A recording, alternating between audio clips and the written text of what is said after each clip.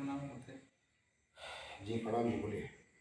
नायक मंत्र परिवार की सच्चे दरबार से हम शिष्य लोग को थोड़ा जिज्ञासा है। जी कृपया करके आप जिज्ञासा को समाप्त करेंगे तो हमारा जी, आप ये बताएं कि आपकी जिज्ञासा क्या है, मतलब क्या आप पूछना, सवाल क्या करना चाहते हैं, हमसे बताइए। सवाल यही कि गुरु जी हम लोग का हिंदू राष्ट्र का मतलब क्या है? हिंदू राष्ट्र का मतलब क्या है? सबसे पहले मेरे गुरु जी का मैं नाम लेता हूँ। हम ब्रह्म तत्वाय नारायण गुरु धनंजय गुरु निकृष्ण जी।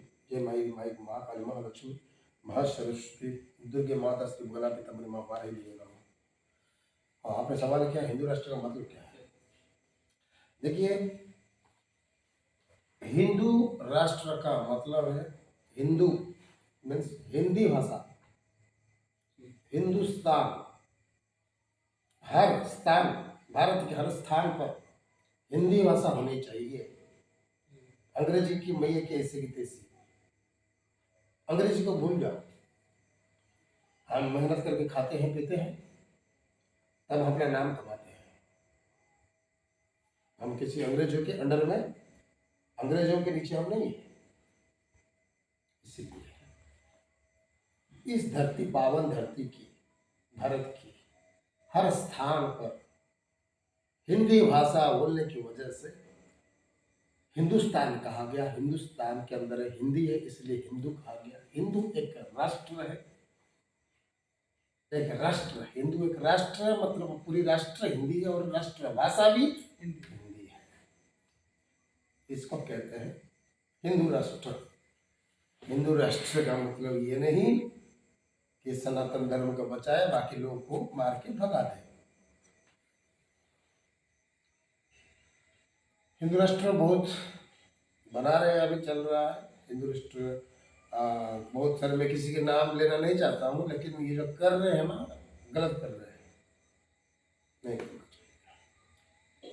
बोलिए गुरु जी और एक अन्ना है, और जो बाबा है वो लोग हिंदू राष्ट्र बनाने में जो सोच रहे हैं, सच में वो लोग नहीं बन पाएगा भाई, नहीं बन पाएगा हिंदू राष्ट्र। अरे हिंदू तो एक राष्ट्र, हमारा राष्ट्र तो हिंदू है, हिंदी तो है हमारे, हमारी राष्ट्रभाषा हिंदी है, तब तो हम हिंदू है सब। अच्छा,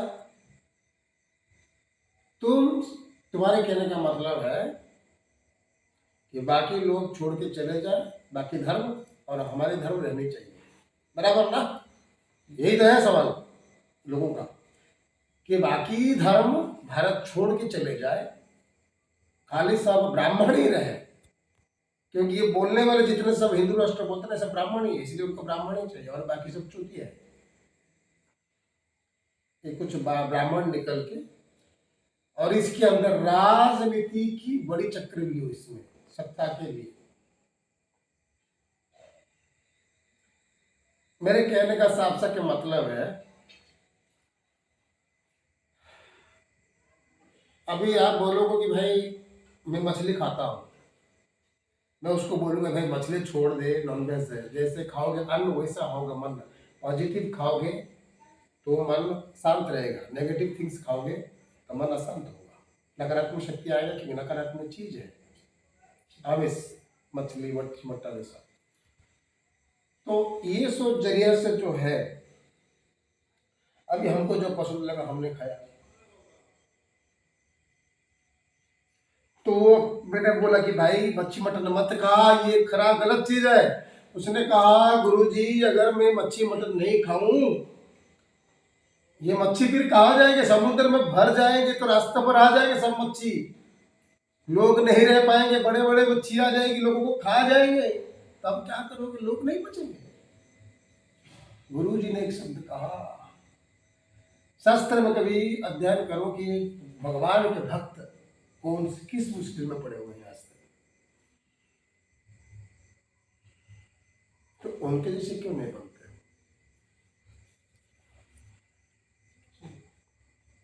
लोगों को ज्ञान दो, साधना करो, साधना कराओ, लोगों को ज्ञान बांटो। हिंदू राष्ट्र खंड खंड मत करो, जाति में वाद विवाद रखोगे तो खून खराबा होगा। मुस्लिम हिंदू को मारेगा, हिंदू मुस्लिम को मारेगा, क्या फर्क, फायदा है? कुछ नहीं। तो इसकी जिम्मेदार कौन है? तो इसलिए मछली बोला कि हे गुरुदेव, अगर मछलियों को अगर हम नहीं खाएंगे तो मछली कहाँ जाएंगे, मछली भर जाएंगे। तो उसने गुरु जी ने कहा, अबे जिसने ठेका रखा है उसको चिंता है, तेरे को क्या करना है? तेरी खुजली हो रही है।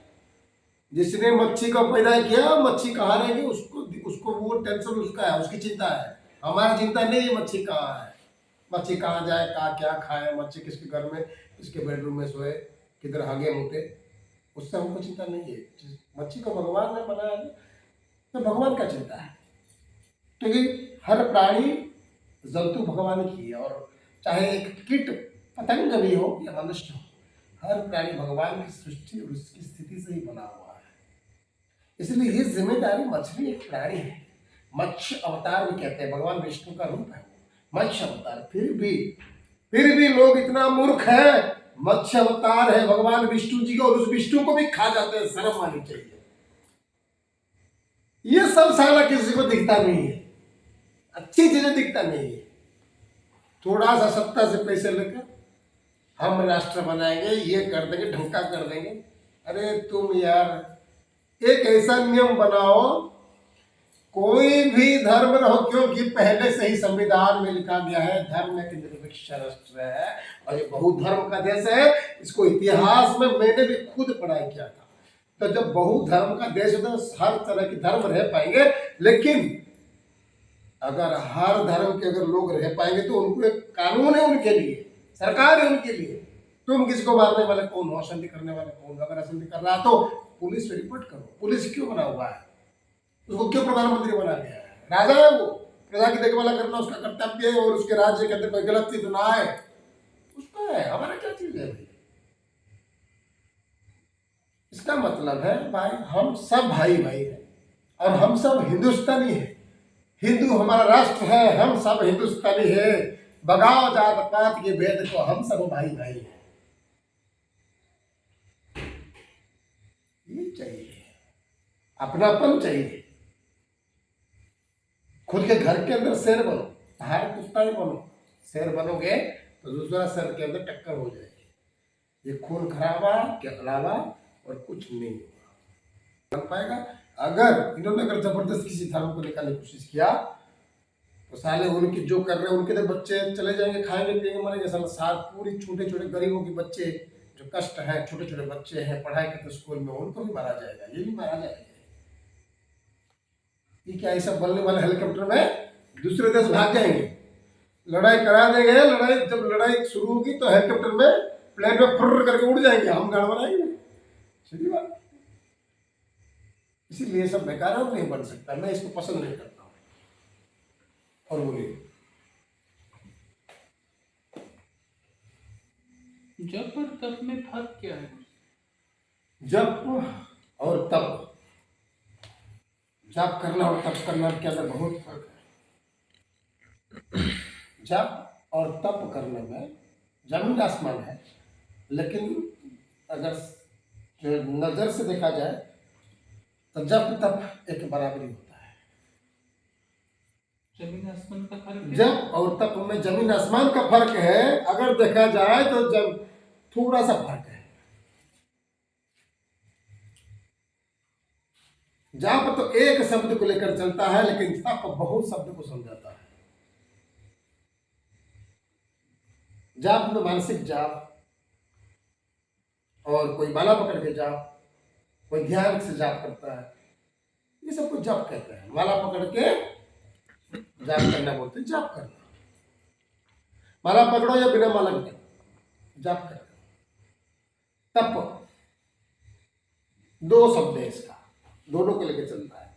तप एक होता है जो महान साधकों के लिए, तप वो होता है जिसके पास शक्ति आएगी फिर खत्म हो जाएगी, शक्ति आएगी फिर खत्म हो जाएगी धीरे धीरे।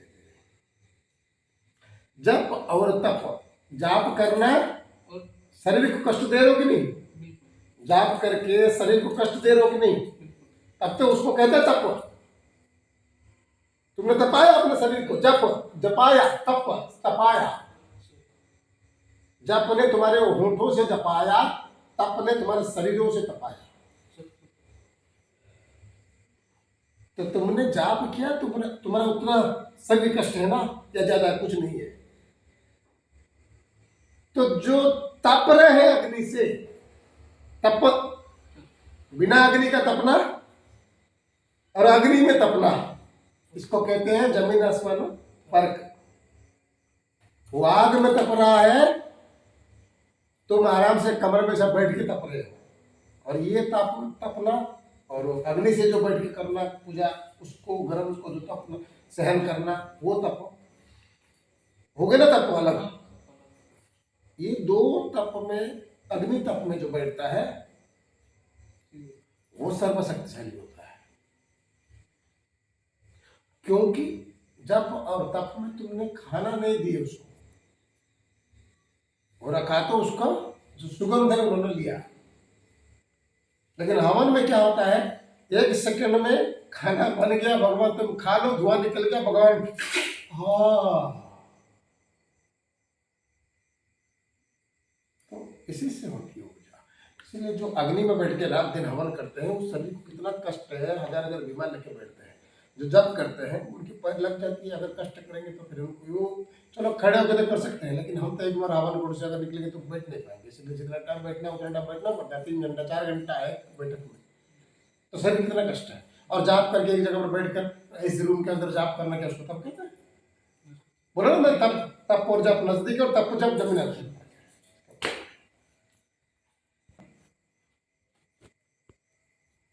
जी बोले।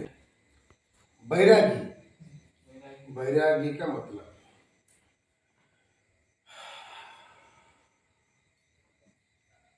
आप जिनको साधु और संत कहते हो, उन्हीं के अंदर ही अलग अलग विभाग है। साधु, सन्यासी, अघोर, अघोरी,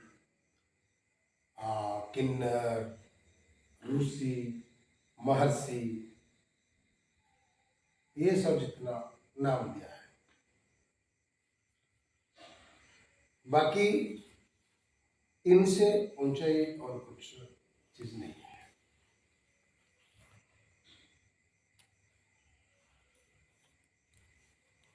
पूछे बोले। शिव,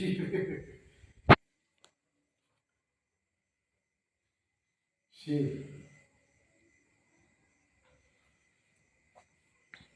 शिव कौन है? शिव है, तेरी नहीं है, है? इसको शिव कहते हैं। है नहीं करके शिव क्या है? तो है और नहीं भी है।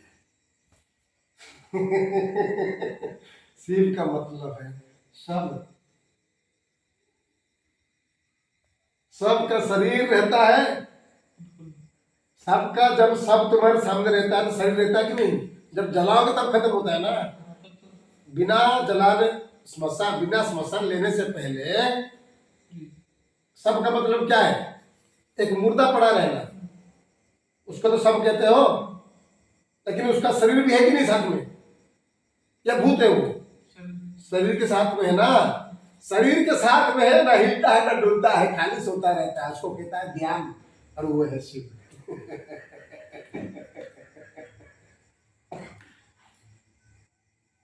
शिव जी की साधना इतनी कठोर है, वो सब जैसे बन जाते हैं, उनका पत्थर मारने के पर भी उनको उठना मुश्किल हो जाता है।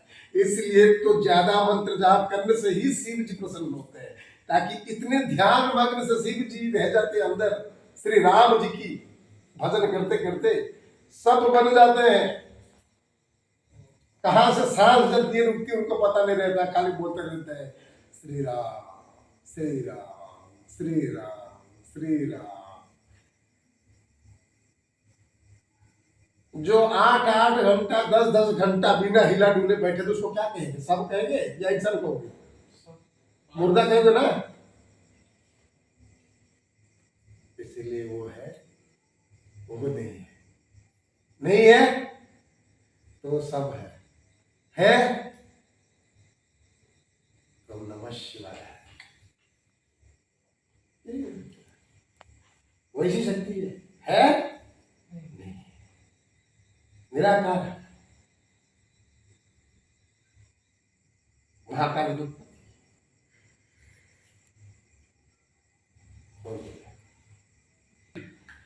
हम सब इसके लिए आभारी हैं, आपके चरण कमल की कोटि कोटि सही बात है, इसलिए तो वो ना हिला ना डूला, वो भोला है इसलिए ना खुद को ना हिला ना डूला,